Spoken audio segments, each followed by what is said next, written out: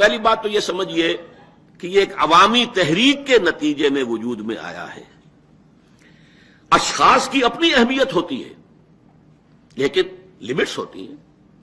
علامہ اقبال نے 2 اشعار میں ان چیزوں کو خوب نمایاں کیا ہے کہ یہ بھی ہے کہ فرد قائم ربط ملت سے ہے تنہا کچھ نہیں، موج ہے دریا میں اور بیرون دریا کچھ نہیں. لیکن یہ بھی کہا ہے کہ افراد کے ہاتھوں میں ہے اقوام کی تقدیر، ہر فرد ہے ملت کے مقدر کا ستارہ. اس اعتبار سے ذرا میں عرض کروں گا کہ یہ بھی بات سامنے رہے، افراد صرف وہ 1 2 4 آدمی پاکستان نہیں بنا سکتے تھے. اگر 1 2 آدمیوں سے کوئی کام ہو سکتا ہوتا تو ہر نبی اس دنیا کے اندر ایک اسلامی ریاست، اللہ کی حکومت قائم کر کے جاتا. نبی اپنی شخصیت میں کس قدر بلند، معصوم، ہر وقت اللہ کی ہدایت آ رہی ہے. لیکن نہیں، جماعت نہ ملے، ساتھی نہ ہو، اعوان نہ ہو، انصار نہ ہو، اصحاب نہ ہو تو کام نہیں ہو سکتا. حالانکہ 2 موجود تھے، حضرت موسیٰ اور حضرت ہارون، اور 2 ان کے ساتھیوں میں سے بھی یوشع ابن نون اور کالب بن یفنہ ساتھ دینے کو تیار تھے. لیکن نہیں، پروسیس وہیں رک گیا جب پوری قوم نے کہا فَذَبَنْتَ وَرَبُّكَ فَقَاتِلَا إِنَّا هَاهُنَا قَاعِدُونَ. تو ایک عوامی تحریک کے نتیجے میں پاکستان بنا. البتہ اس میں 3 اشخاص کا رول جو ہے وہ فیصلہ کن ہے. وہ تثلیث کیا ہے؟ ایک سر سید احمد خان. اگر وہ شخص نہ ہوتا تو کوئی پاکستان وجود میں نہ آتا. اس لیے کہ علماء کی عظیم اکثریت انگریز سے کامل عدم تعاون، ترک موالات، نہ انگریزی پڑھیں گے، نہ انگریزوں سے کوئی سابقہ رکھیں گے، کوئی رابطہ کریں گے، کچھ نہیں کریں گے. یہ جو ترک تعلق تھا منفی اعتبار سے، ظاہر بات ہے یہ جاری رہتا تو جو اندیشے ظاہر کیے تھے سر سید احمد خان نے وہ حقیقی تھے کہ کچھ عرصے کے بعد صرف ماشکی رہ جائیں گے یا قصائی رہ جائیں گے مسلمان، باقی اور مسلمان کہیں کسی زندگی کے کسی بھی گوشے کے اندر نظر نہیں آئے گا. تو اصل میں تو وہ تثلیث کا جو ایپیکس ہے وہ تو ہے سر سید احمد خان. پھر 2 شخصیتیں ہیں، ان میں اصل میں جب تک کہ ہم نہ سمجھ لیں اور خالص علمی انداز میں کہ ان 2 شخصیتوں کو باہم جو ہے تعلق کیا ہے، ان کے درمیان رشتے کی نوعیت کیا ہے. یہ 2 عظیم ترین شخصیتیں ہیں، قائد اعظم مرحوم اور علامہ اقبال مرحوم. عجیب بات ہے، دونوں بالکل ہم عصر ہیں. ایک کی ولادت ہو رہی ہے 25 دسمبر 1876 کو، اور علامہ جو ہے پیدا ہو رہے ہیں نومبر 1877 میں. 1 سال سے بھی کم کا فرق. پھر یہ کہ اگرچہ قائد اعظم کو اللہ نے زندگی زیادہ دے دی ہے، لیکن یہ کہ بہرحال یہ پورا دور ان کا ہم عصر، ہم اور لوگوں کی حیثیت سے ان کا معاملہ رہا ہے.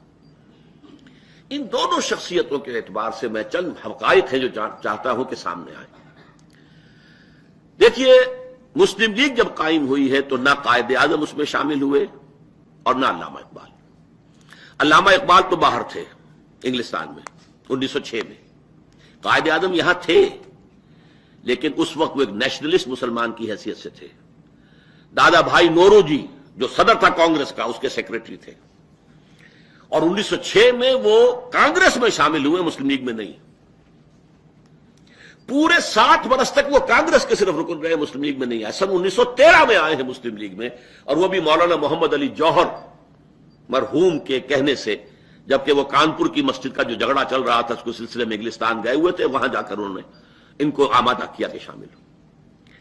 پھر جو شامل ہوئے ہیں اور کئی سال تک بیک وقت کانگریس اور مسلم لیگ دونوں کے رکن رہے، اور انتہائی کوشش کرتے رہے کہ ان دونوں میں اتحاد ہو جائے، کوئی فارمولہ طے ہو جائے، کوئی ایسی شکل ہو جائے کہ مسلمانوں کا مستقبل محفوظ ہو جائے، اور ہندو اکثریت جو ہے اسے جیسے کہ روڈ رولر ہوتا ہے اس طریقے سے اس کو پھیر نہ دے، ختم نہ کر دے، کچل نہ دے.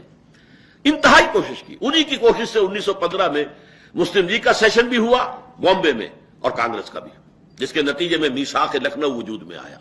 اور آپ کے معلوم ہے گوکھلے نے کہا تھا کہ یہ ambassador of Hindu Muslim unity ہے، یہ مسلم ہندو اتحاد کا سفیر ہے، قائد اعظم.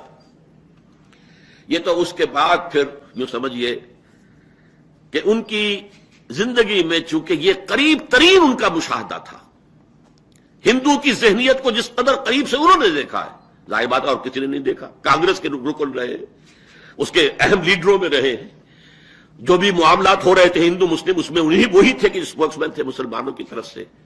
وہ در حقیقت اس ذہنیت کی وجہ سے مایوس ہوئے ہیں کہ ان سے کسی انصاف کی، کسی فیئر پلے کی کوئی توقع نہیں. گویا کہ انہیں جو ہے ایک ہندوؤں کے منفی تجربے نے ادھر جو ہے دھکیلا ہے. تو نے اچھا ہی کیا، دو سہارا نہ دیا، مجھ کو لغزش کی ضرورت تھی سنبھلنے کے لیے. اس کے برعکس معاملہ ہے علامہ اقبال کا. اب یہ نوٹ کیجئے، یہ انگلستان جب گئے تو اس سے پہلے ایک شاعر تو تھے، لیکن شاعر جیسے شاعر ہوتے ہیں عام طور پر، گل و بلبل کی داستانیں بھی ہیں، ہجر و وصال کی داستانیں بھی ہیں، اس کے ساتھ ہی وہ ہندی قوم پرستی بھی ہے، سارے جہاں سے اچھا ہندوستاں ہمارا، اور ہم بلبلے ہیں اس کی، وہ گلستاں ہمارا، جو بھی تھی نظم. یہاں تک کہ وہ برہمن سے کہہ رہے ہیں سچ کہہ دوں اے برہمن گر تو برا نہ مانے، یہ تیرے جو ہے یہ بت تو بہت پرانے ہو گئے ہیں، اپنوں سے بیر رکھنا تو نے بتوں سے سیکھا. وائس کو بھی سکھایا جنگ و جدل خدا نے، اور پتھر کی مورتوں میں سمجھائے تو خدا ہے. خاک وطن کا